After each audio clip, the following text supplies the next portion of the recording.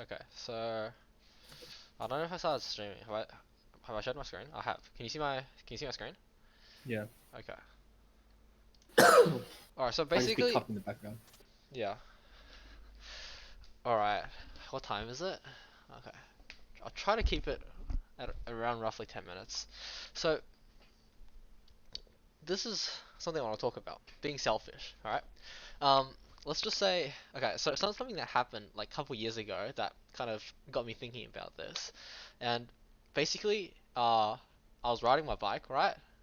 And then like around a turn, I hit a kid with my bike, and he fell off the bike. I fell off my bike, and the first thing I did was I asked if he was okay. Right, this is all kind of like instinctive, and um, then I kind of it kind of got me wondering, like, why did I even care if the kid was okay? Like, shouldn't I care more about my own bike, right? It probably costs more than the kid's bike.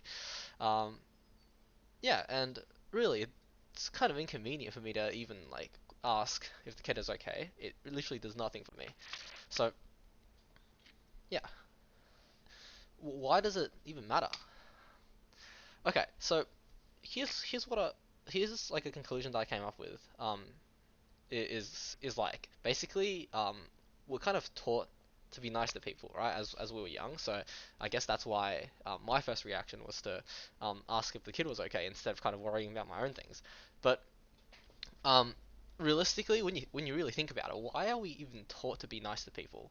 It's most of the time just to get something in return from them, right? If you're nice to your friends, they'll be nice to you. Um, and it kind of ties in with networking, right? If you're nice to some certain people, you do them a favor, and then they will like pay you a favor back, right? In terms of like the business sort of thing. So yeah, it's all really beneficial. But again, if you look at the previous slide, being nice to the kid literally does nothing to me. So when you think about this more rationally, I shouldn't give a fuck about what that little chink thinks, right? I yeah, it literally does not do anything for me. It makes sense as to why I would treat people that I know better, but not some random Asian kid that kind of fell over on the streets. Um, yeah, so that's something I got to work on. Question. Yeah, yeah, yes, Tyson. Did did that midget chink have monoliths? Was he chink chink? Complete chink? Let's take a look. He probably did. All I saw was a slit, so yeah, probably. Okay, so as the double eyelided, Okay, big eyed you're Asian, better. You're better. Yep. I mean, I'm just saying that he probably wasn't looking where he was going. He couldn't. Yeah, So like exactly. it was his. He should That have paid for the bike. Yeah, That's all exactly. I'm saying. That's even like that's a better point, right? Like, why do I even care? Okay. What do I actually have in the next slide? I completely forgot. Let's see. Fuck. This transition is so slow. I'm not seeing any transition, by the way. You can't see transitions? Can you see what's I'm on the still slide? I'm still on. In other words, What the fuck? Huh? I'll just sh I I'll show my entire screen then. Hold on. okay. This is better, right? Yeah. In other words, what the fuck? So you just didn't see any of this. No. Alright, it is what it is. I've seen it now. It's all good. Okay. Oh, you can, Thank can, you. can you see the curtains? Yeah, yeah. Oh, The hell transition yeah. Hell curtains. yeah. Okay. That chink probably couldn't see So, him. this is the conclusion that I kind of came up with. You can only ever experience things from your own perspective. So, if there's something that doesn't affect you, it literally does not matter. So, we've all heard of the trolley problem, right? Like, can you see the screen, Riley? Yeah, I can see the Yeah. screen. Okay. So here's what I would do. Let's just say, um, if on the train tracks, on one of the rails, there's one random person, you have no idea who it is, you don't know them, versus five, but you have to kind of flick the lever to make it kill the one person. Um, and again, assuming you don't bear any like legal consequence, right? It's just like completely moral. It's not legal. You're not gonna get prosecuted or anything. This scenario literally does not matter. Like it's literally a coin flip, right? I pull it, I don't pull it. It does not matter. I don't care if those five people die because they literally have nothing to do with me. Um, Same thing with the one person. It literally does not matter. But however, if it was one family versus friend versus five random people, um, it's pretty straightforward. You just kill the five random people. Okay, what about one family and friend versus 1 million random people? So this is when you have to kind of think about, right? Like, um, so if you put the lever on your family and friend, maybe like you lose that person from your life, right?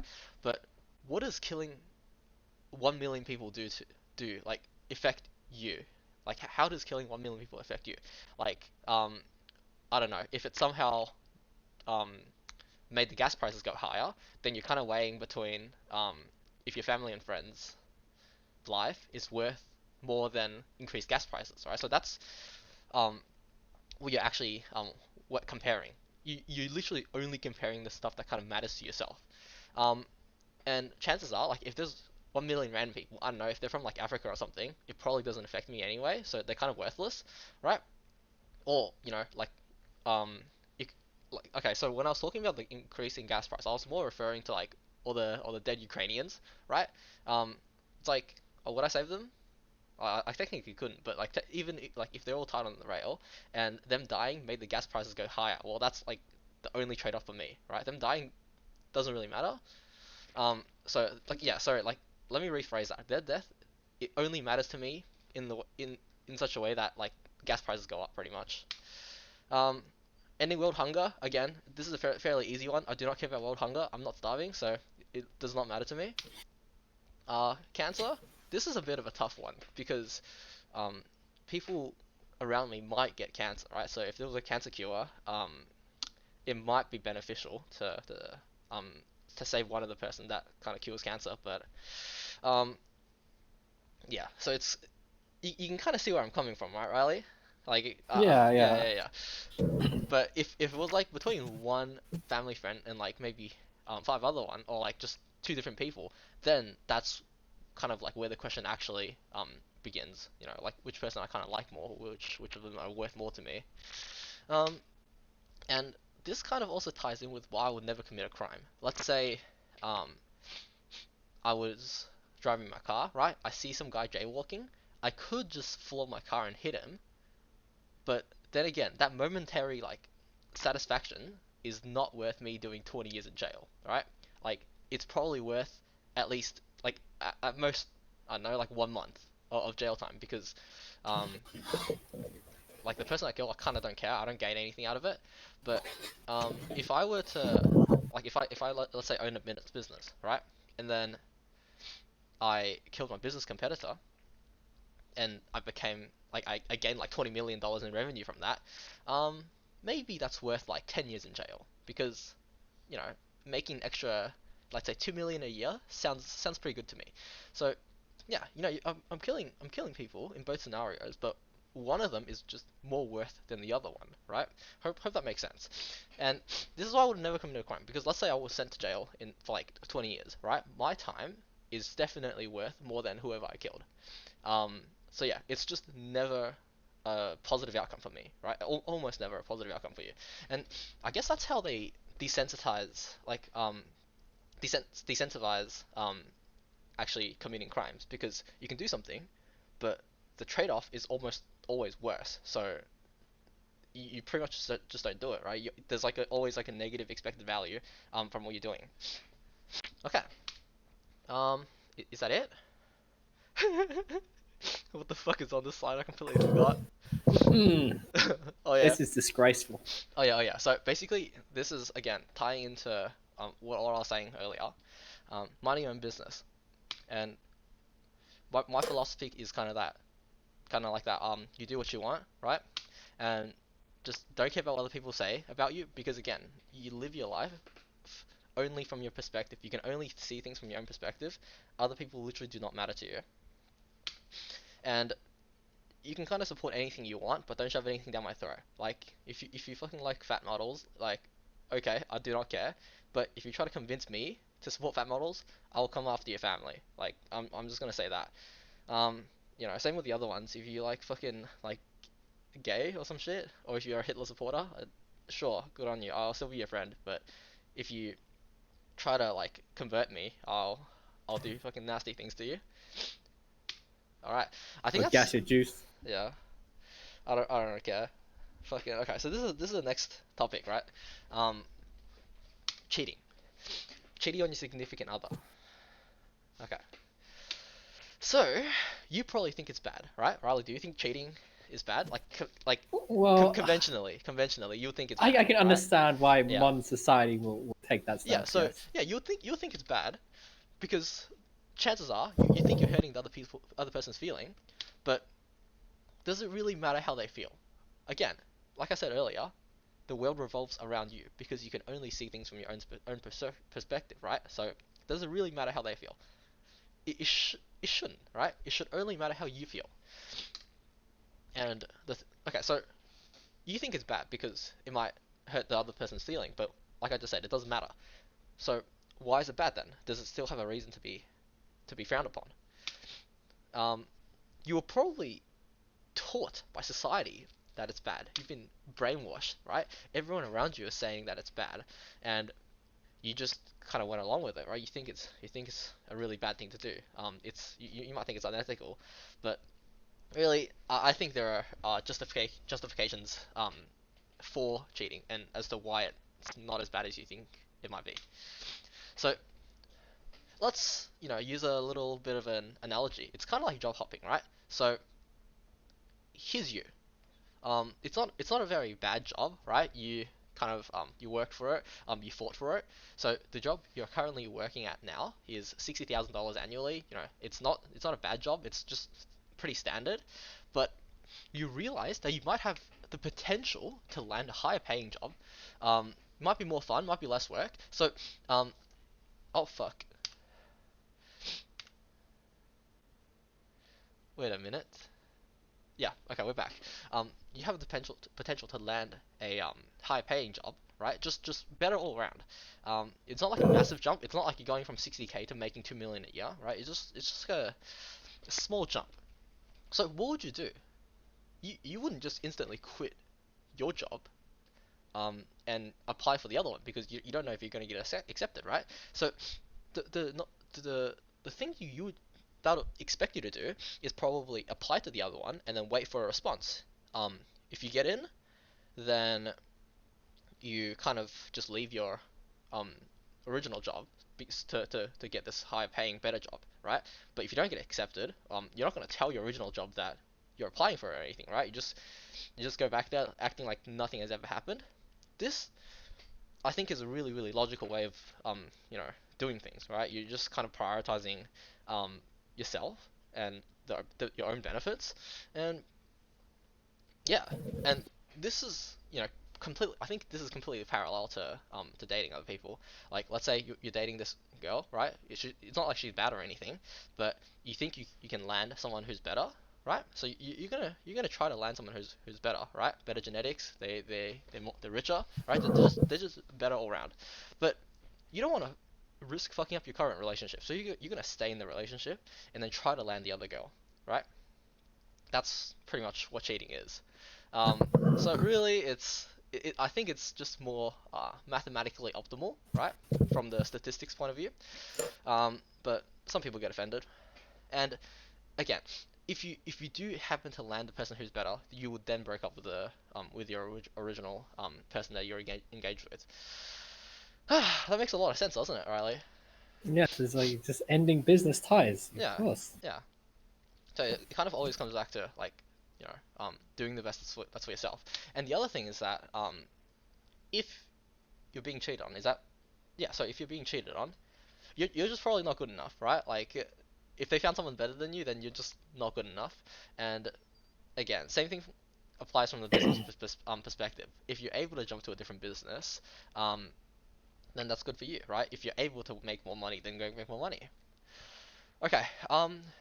And would you like to touch on the happiness utility thing that you were talking about earlier? It was Yes, making a yes. lot of sense. Yeah, Okay, yeah.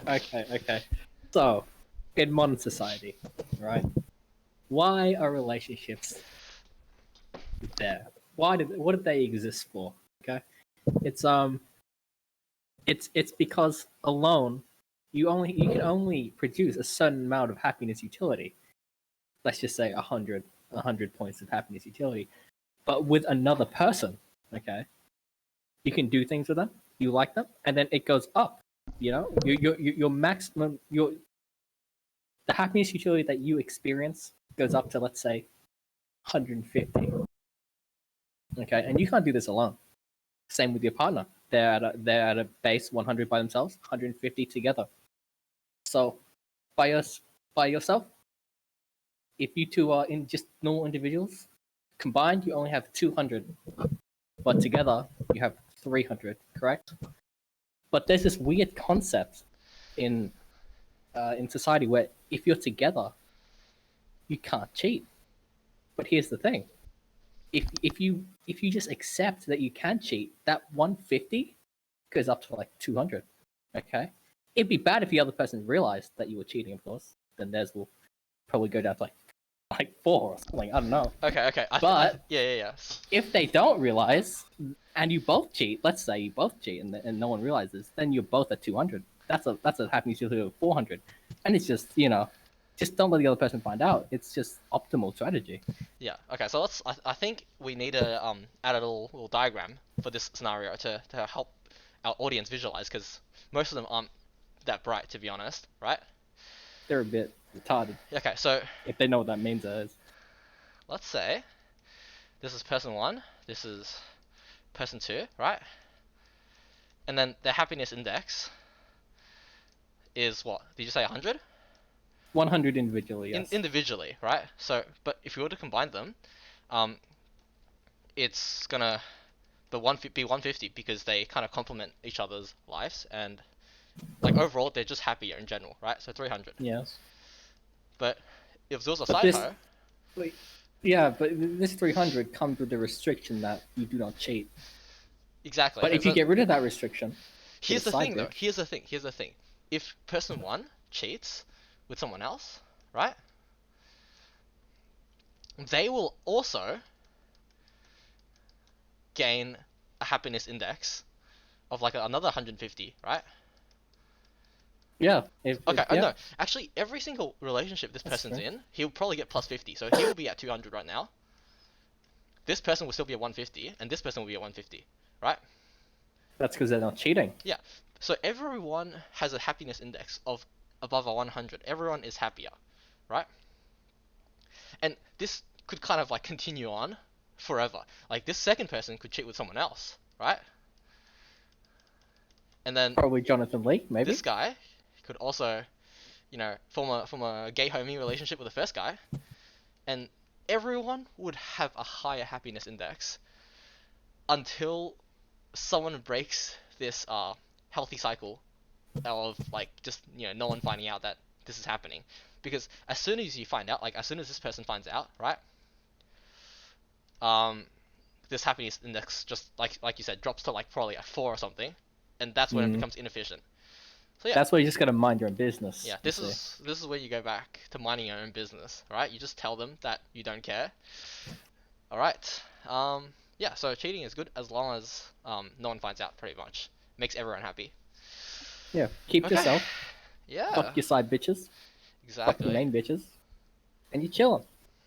That's efficient strategy for life, Yeah. I believe. Mathematically proven, right? It's got the backing of mathematics, so we know it's true. Okay. I think that's it for this video. It's gone on for a bit longer than I expected, but I think I had to get all my points across. Stay tuned for the next video. Very important video, this one. Yeah, stay tuned for the next video where I kind of talk about why pedophiles should be accepted into society. They aren't as bad as you think. Alright, thank you.